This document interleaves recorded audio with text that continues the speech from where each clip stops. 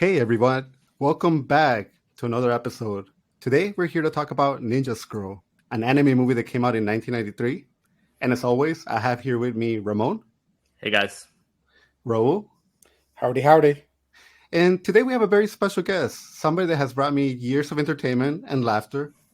He's a writer for Screen Junkies, and you can find him live every Tuesday on Honest Trailer Commentaries. Lon Harris, welcome to the show, Lon. Hey, thanks for having me. Great to be here, guys. No, we're super excited to have you. You know, when I reached out to you and I asked you to come on the show, and I kind of said we could talk about any anime, you gave me a list, and in that list was Ninja Scroll. And the moment you put that, my face just lit up because I'm like, we have to talk about this. So I wanted to ask you if you could tell us a little bit about your history with anime and why this movie specifically was on the top of your list of favorite animes. Yeah, I mean, this was 1993 was right around the time I would have first heard about anime at all in any way. I was in high school at that point. It was still anime, really, even as a term, was not like everybody didn't know what that was. It wasn't a huge thing. Japanimation was actually what people called it back then, for the most part. So I had a friend named Lauren, a guy, Loren, my friend Lauren, and he was very into, even from that, I don't know, he was just a cool kid. I don't know where, because he wouldn't have been like 14, 15 in the 90s, but he already knew about manga and anime, and he was already into it. And like, he would talk about it on a level I was not even ready to follow, but he would also bring like videos and just show you random stuff. And that was all of the first anime I ever saw would have been Lauren being like, oh my God, dude, check this out. And like putting on Ghost in the Shell. And I had no context for it whatsoever. So that was like, to me, that was really the golden era when I learned about all of this stuff. And when I first got into it and discovered it, and it was really like a totally different, I mean, for me, animation at that point, I really didn't know about animation for adults. It was, Disney movies and cartoons on TV. And I loved all that stuff. But yeah, I didn't even really know. So watching like Ninja Scroll, for example, when you see it right away, it's like very sexual, very violent, very adult. Like it's really like an R-rated, very adult movie, but just happens to be using animation. And it's not just animated, but it's using the animation to change the nature of how the violence works and how it looks and how it plays. And it really like blew my mind. And I mean, to me, that's still the ultimate. Like there's anime today that I like. I'm not sort of knocking modern day anime, but it doesn't have that same mind blowing, oh my God, what is this kind of thing that like Akira the first time I saw it, where it just like, definitely. I couldn't even comprehend what I was watching. It was like totally different from anything else I'd ever seen. No, I told these guys Akira was on your list, and I'm like, there's no way I'm touching that movie. It's just even today, there's just so many layers to it. Oh yeah, you could do a whole podcast on that stuff. And yeah, and I mean, that really was sort of my introduction to it. And so Ninja Scroll is one of those. This might have been the very first anime movie I ever saw. Like literally wow, awesome. In the first. Oof. We're talking like the first 3 or 4 exposures to the genre right here, or not the genre, the form. The form, yeah. Well, so actually for me, the first time I ever did anything with Ninja Scrolls was actually with the video game. I think on Super Nintendo or regular Nintendo, and I used to play that all the time. And then I didn't even know that it was an anime until way later. Yeah. Like I didn't get to talk to you guys, but I think Ramon and Raul, this was your first time watching the movie, right? I'm the one that's seen this movie like 20 times. So, Lon, I'm the newbie to the group as far as anime goes. I grew up wanting to be an animator, actually, but more on the Disney side and stuff like that. I even wanted to do comics for a while. So it's just weird to me that this anime as a form of kind of portraying stories came to me so late. Definitely a big fan of movies and shows, and that was always my thing. So I think I've seen this type of like violence and sexuality in movies way before I should have, comparably to something like Ninja Scroll. But at the same time, like watching it today for the first time, like it definitely had a lot of that like shock value. I just had to put myself back, a couple decades, and just being like, man, how would have this felt if I was like a teenager? It would have been blown away. And now, it was still a great story. It had this beautiful animation that still holds really strong. So I think, whether it was like you watching it way back in the day, and like as far as like being, young, and then just seeing it like this an adult now, and I'm like, it holds like really great ground, and I just, enjoyed every bit of it. No, I think there's. Oh, go ahead. No. Go ahead, Lon. I was gonna say there's cleverness and there's thought behind everything. Like everything is visually interesting. Everything is different. He never kills a demon just by like, slashing it and then it cuts in half or whatever, like you're used to seeing in movies. There's so much visual inventiveness, and I think that was part of it too when I was new to this. Is like, and again, not to knock Disney and not to knock all these great animated movies, they're terrific, but there isn't that same level of it. They're more about the storytelling. They're more about the characters. They're more about the songs, and the animation is like the vehicle. Like that's how we tell you the story of Frozen. But like Ninja Scroll is so much about, it's just purely a visual experience, and it's about like the way that these characters fight and move, and the tricks that they use, and the way that you cut around the battles for maximum sort of impact. And that was really, it was just so different and so interesting. Certainly for my young mind, but it holds up today. I mean, rewatching it today, it's still great. No, it's funny because in a world today where everybody's watching Demon Slayer, and that's like the popular big thing right now, if anybody of those people went and watched this movie, I know for a fact that they would love it. It's just the only problem right now. This movie is very hard to find. Currently, it's not streaming anywhere. You can, unless you own a physical media copy of it, it's like almost impossible to find it. So that's like the only thing that makes me sad about having to do this rewatch, that we just couldn't find it anywhere. Actually, the funny thing about that too is so we couldn't find it anywhere, and that we found a place where we could watch it. But these two other guys, they have iPhones, and on their phones they could watch it in English. But I could only find it in Japanese or in Spanish. I know Spanish, but so I started watching it in Spanish, and then I have a tech savvy friend that figured out how I could download it and watch it in English. So then I didn't even realize it was totally unavailable. But I mean, that's such a shame. I think if you're it's always been. I don't mean to say it's always been this way. If you're an American anime fan, like going back, as I said, to the 90s, it wasn't like when I first watched this. It was on HBO. Like I had to have a friend who literally physically handed me a copy. Like go home and watch this. Put this on your VCR. So but it you would hope that now that we're in the high streaming era. And there is, there's Crunchyroll and all this other stuff. You would sort of hope that these are the classics. This isn't like some obscure title, I don't think. Like Ninja Scroll is one of those handful of classic animes like everybody who loves anime should see. And it is such a shame that it's so hard to access for people. No, honestly, I probably should I should have destroyed my laptop after watching it the way we did. But, I had to do this recording, so I kept it for now. Well, this is good. This will encourage more people to get the word out on it, Absolutely. I think this is some movie that if a lot of people gave it a chance or were able to find it, they would 100% like enjoy it as much as we did. Ramon, you sound like you kind of made the rookie mistake of watching this with your wife, and she was a little bit obviously. Who recommended this? That on the internet. I don't know. That lasted a whole 5 minutes before she's just. Can you have my phone? Can I have my phone, please? Let me look away. Thing will take him yes. But and I kind of see like perhaps why it's a little harder to find, and those things kind of taken out of context or just being put in that like very initial part of the movie in the very beginning of the movie kind of does have a weird start to it. But I think, for everyone that stuck around and watched the rest of the movie, it's a good topic to kind of start with in a sense of it's like that graphic and it's that grim of a story. And it just kind of sets the mood for it. This is not going to be a fun, like happy-go-lucky, this guy goes on a quest or a journey. Right.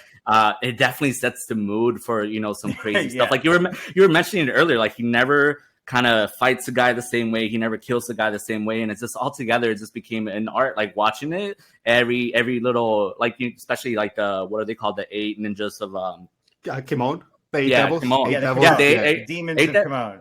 Yeah, the demons of Kimon. Like everyone had a cool attack. He had a cool attack to fight back. She had a cool attack to fight back. So it's just I like the darkness in the beginning. I'm a big fan of just like that crazy, like gritty storytelling because it's a dark side that we all have inside of us. So let's watch it. I also, that's true creatively, but I it's interesting too. If you look back at the early days of when these companies were first starting to import a lot of anime into the U.S., they were looking for stuff that was different, like stuff that would kind of set it apart. Like Americans aren't, this is going to really blow their minds. Like Americans aren't used to this kind of crazy stuff in their cartoons.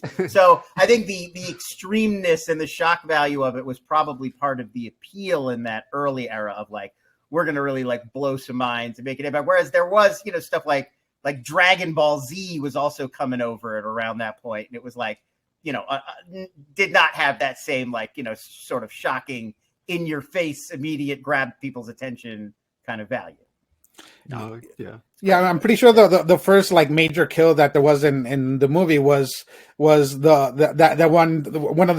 first demon with the stone skin ripping off the arms of that one ninja right in front of the girl. And he starts drinking like the blood, which I think that's a very iconic shot. I feel like I've seen that in a lot of different things. That he's like, well, that's also when you introduce the idea, like these aren't just like badass ninjas they're fighting, they're like monsters, like literally otherworldly creatures.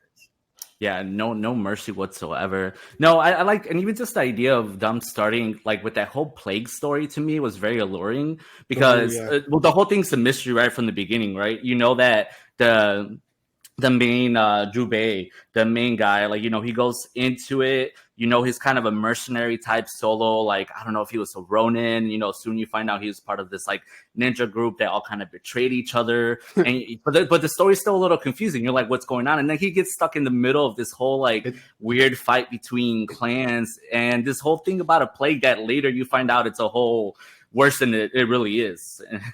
No, it kind of reminded me a little bit of Die Hard. It's like the wrong guy at the wrong time at the wrong place. Yeah.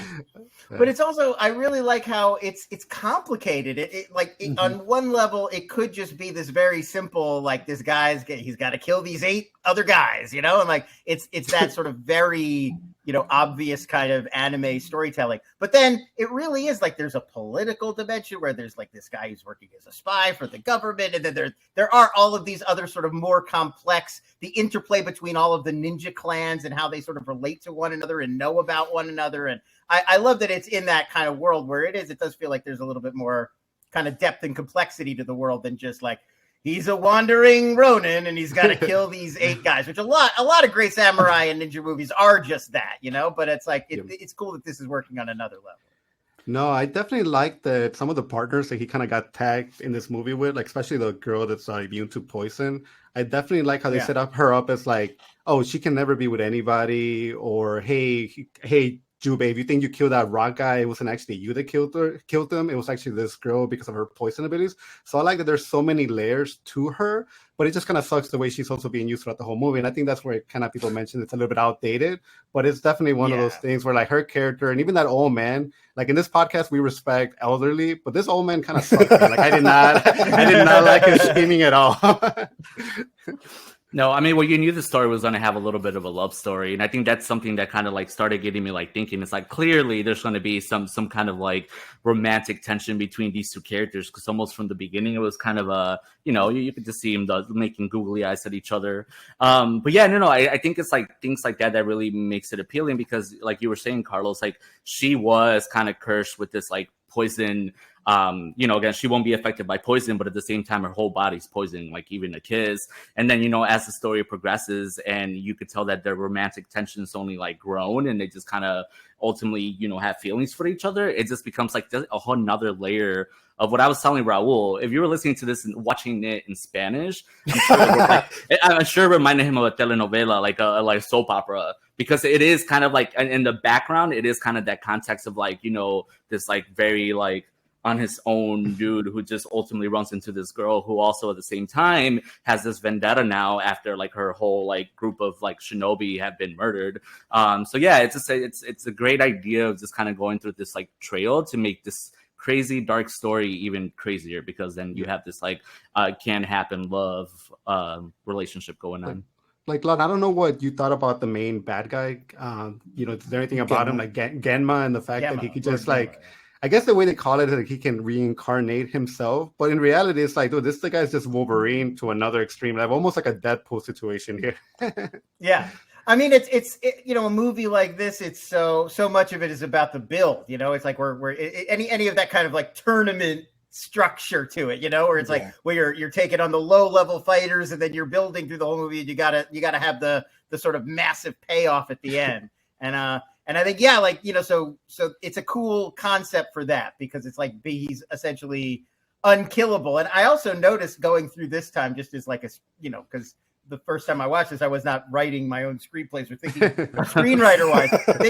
They introduce a lot of the stuff early. Like they're doing a really good job of like signposting where the story is going to go, and like giving you these hints about, the gold in the village. Like that's set up in the first 20 minutes. I think the old guy mentions that he's, watching out over all of that gold that they're storing there. And that's really good for a movie like this. That's an action movie. That's a martial arts movie. That's got so much else on its mind, to really be taking the time to layer in that storytelling and really think about it that way is, I think that's part of why it holds up so well and has remained so sort of relevant to this day. And I think a lot, there's so many, like, the bad guys in this movie have so many like bits and gimmicks, and you realize like most movies don't, they give them one, they'll have like one gimmick or whatever for the bad guy. No. And this is like this whole world of these villains and using the wire to communicate and kill each other remotely, and all their, they're competitive and they're kind of shitty with each other, and they're constantly, sort of like riling each other. That becomes sort of tropey in anime ever since, but it really adds a lot of dimension to the movie and makes it more compelling, I think. No, definitely, because even with the lightning guy, they make reference that not only does Genma make love to him, but also makes love to the girl with the snakes, I believe. So right. It's interesting the fact that like there's also it's also triangles and stuff. Super cool. Dude, it's one of those things you get when because it was like these stories that have existed in these other formats, and they're adapting, and there's a whole world to draw, and there's a lot to adapt. It isn't just like this one idea, and that's cool to just feel like it's kind of what we've lost. Like we're in the middle of this franchise era where every movie is like one episode of like a 5 movie arc or whatever. And there are no more like hidden little corners in the stories. Everything gets its own like, oh, well, don't you want to see where that guy's blaster came from? And don't you want to know where that sword came from? Go to the backstory of this guy before he showed up here to fight that guy. And Ninja Scroll's full of just like, I wonder what that person's backstory and where they came from. Like, who knows? It'll never be explored. Yeah, no, part of the mystery of it. This is the first time I've ever seen a blind anime samurai get killed because of the fact that he couldn't see. Like, I was shocked to see that the fact that the only reason he lost is because he couldn't see the blade in front of him that managed to block the hit. I was like, oh my god, like, I don't think I've ever seen that in any other anime. Normally the blind samurai or blind person all their other senses are so heightened. They've got that daredevil sonar, like they can see the waves or whatever. Johnny Yen, in other words. I think like Zatoichi. That's the blind swordsman, right? Honestly, I named them Rock Guy, Snake Guy, Ninja. There's another very popular Japanese franchise. I'm probably pronouncing his name wrong. Zatoichi Zatoichi.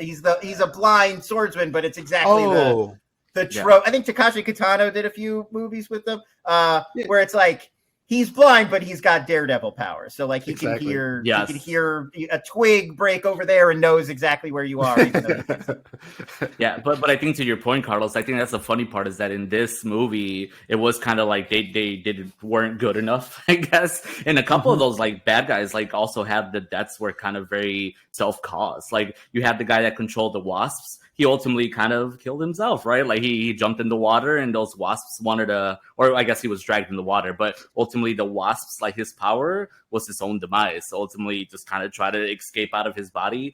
Didn't know what was going on in the beginning, but then right away I was like, wait, is he getting like poked out? Like they're coming out and trying to escape? I'm like, that makes sense. Or kind of like the string guy that he got killed by one of the other demons because she accidentally allowed him to fall to her trap with the rat that exploded and killed him off, and then she died like right away right after that too. Yeah, I like that. Star Wars kind of has this idea too that the villains are always, in a way, they're always kind of undone by their own pride and hubris. Like it's like it's like the people in the Empire are always like, they don't see the Jedi sneaking in because they're so caught up in what they're doing and they're so proud of their new security system. And I think, it's a little bit of that same idea here. Like they're so they're so confident in their own powers and abilities that this mild-mannered, unseen, Jubei, who's kind of low-key and doesn't make a big show of himself, can always like get right by them.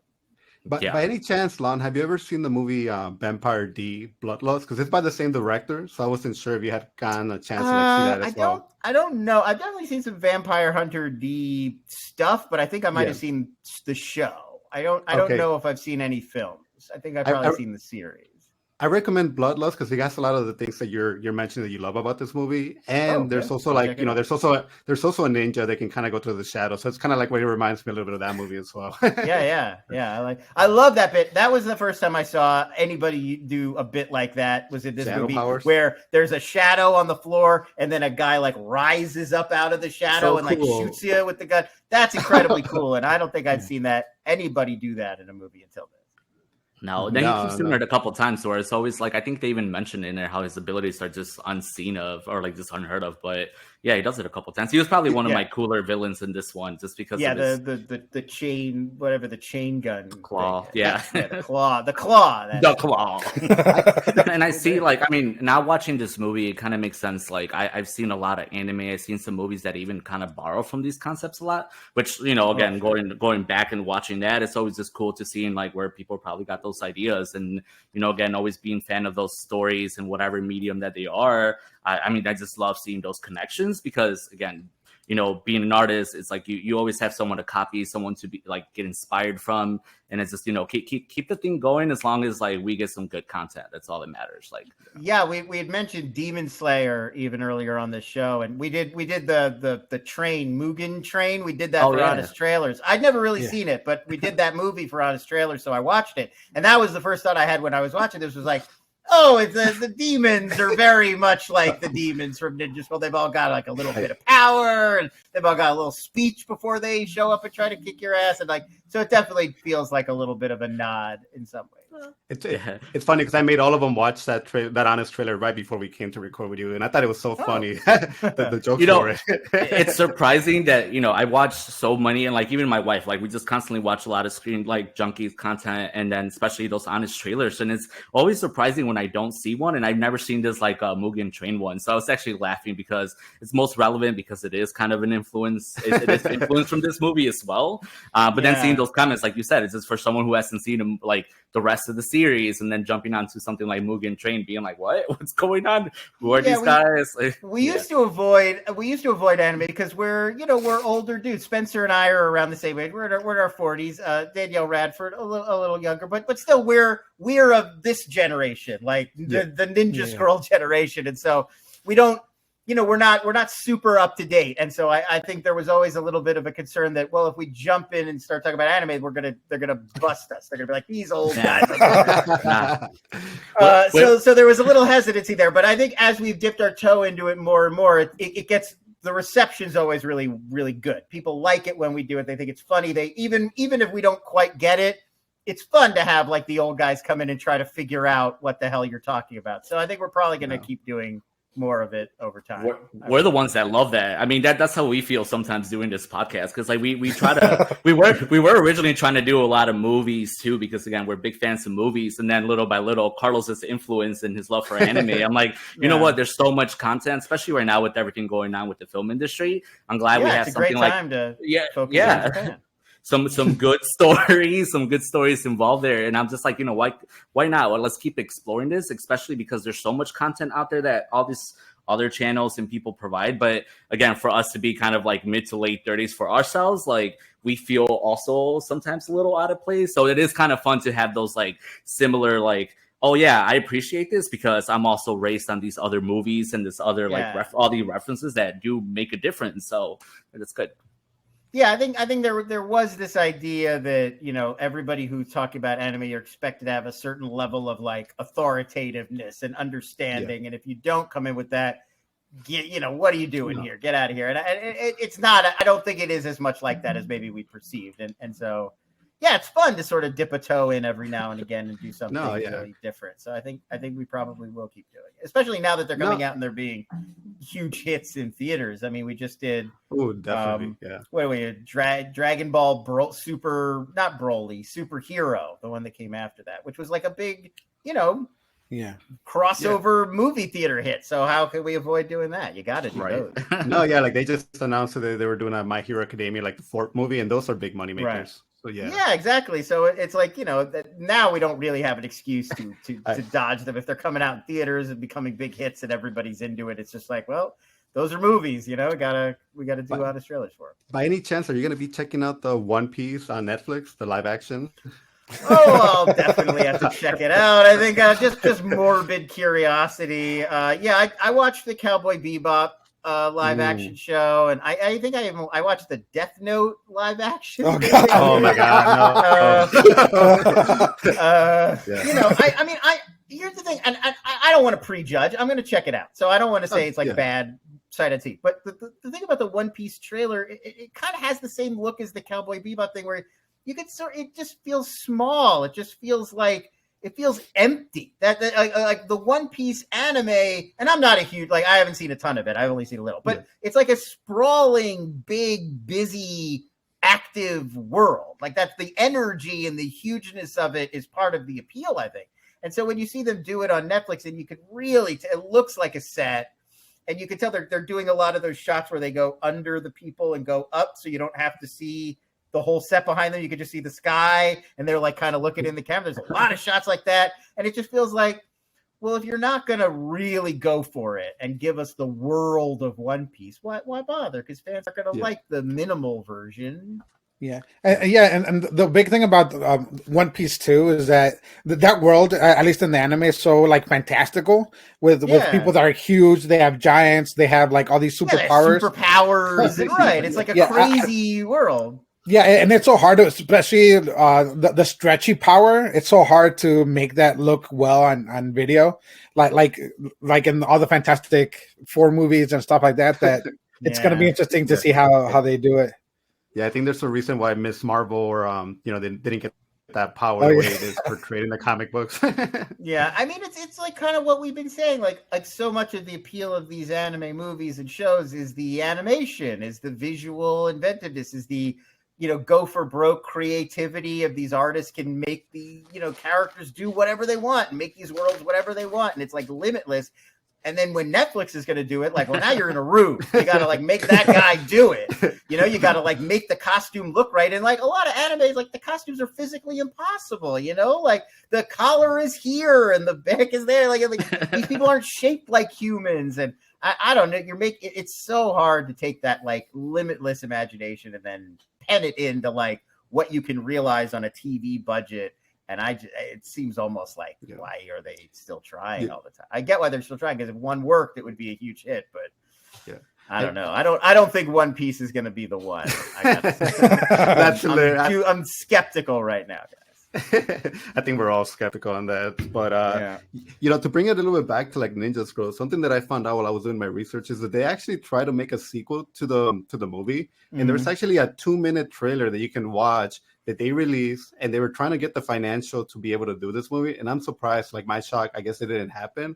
But, is there any chance that you think Jubei could fit into this world? Like if they did make a new animated movie in 2023 on? Yeah, or a remake? I feel like they missed their... No remake, please. Yeah, I feel like they kind of missed the window. This just happened like, I don't know if you saw the other day, Nintendo. Netflix was like, they're not going to do the Masters of the Universe movie. Yeah, they were planning on doing a He-Man movie, and that's now shut down. And it's like, I feel like we're right at the end of the point where you can make a He-Man movie, because He-Man fans are like, we're getting too old, and the kids I don't think the kids care that much about He-Man. And that would be my same concern here, is like the guys who love Ninja Scroll, we got gray in our beards now. We're not making the financial decision. You can't make movies just for us anymore. You got to make them for younger people. And I don't know if there's still, I feel like maybe 2023, 24 is like your last chance, and then you've lost your moment.